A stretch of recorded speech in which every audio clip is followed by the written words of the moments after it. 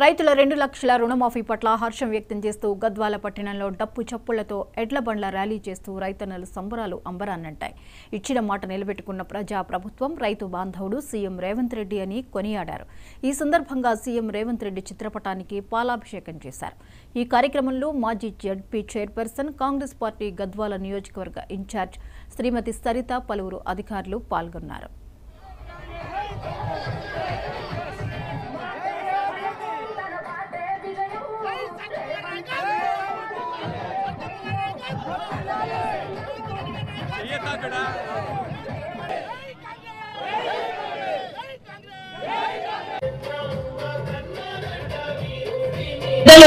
మన రాహుల్ గాంధీ గారు యువ నాయకుడు ఇచ్చిన మాట మేరకు 2022లో ఇచ్చిన మాట ఇది, ఇప్పుడు ఇచ్చిన మాట కాదు. అయినా మాట తప్పకుండా ప్రభుత్వం వచ్చింది కదా, ఇక మాకేం అవసరం లేదు, ఇంకో 5 ఏళ్ల టైం ఉంది కదా అని గత ప్రభుత్వం చేసిన విధంగా ఈ ప్రభుత్వం నిర్ణయించలేదు. రైతులు రాజులు కావాలి, రాజులు అయిన నాడే మన జీవితాలు మారితే, మన బతుకులు మారితే అని నమ్మిన ఏకైక వ్యక్తి రేవంత్ రెడ్డి గారు. ఆయన ఈరోజు గౌరవ ముఖ్యమంత్రి మన పాలమూరు జిల్లా నుంచి ఒక రైతు బిడ్డగా రైతులకు మేలు చేస్తే అందరికీ మేలు చేసినట్టే.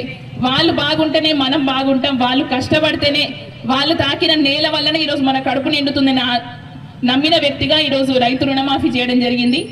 వాస్తవానికి ఆగస్టు 15 వరకు నేను చేస్తా రైతు రుణమాఫీ అని చెప్పిండు, కానీ అంతకు ముందే ఎవరు కూడా ఇచ్చిన మాట కన్నా ముందు నెరవేర్చిన వాళ్ళు లేరు. కానీ అంతకు ముందే ఈ రోజే 1,00,000 రూపాయల వరకు కూడా ఎవరైతే రుణం ఉందో వాళ్ళందరిది కూడా ఒకటేసారి మాఫీ అయ్యే విధంగా ఈరోజు చర్యలు తీసుకుంటున్నారు. 4 గంటల నుంచి అక్కడ ముఖ్యమంత్రి గారు స్టార్ట్ చేస్తారు ఈ ప్రోగ్రామ్ ని. కేవలం మన గద్వాల నియోజకవర్గానికి సంబంధించి ఈ రోజు 1,00,000 లోపల ఉన్న వాళ్ళు 10,099 మంది అకౌంట్లు ఉన్నాయి. అంటే 10,099 కేవలం గద్వాల నియోజకవర్గమే. మొత్తం రాష్ట్రంలో ఎంతమంది ఉంటారో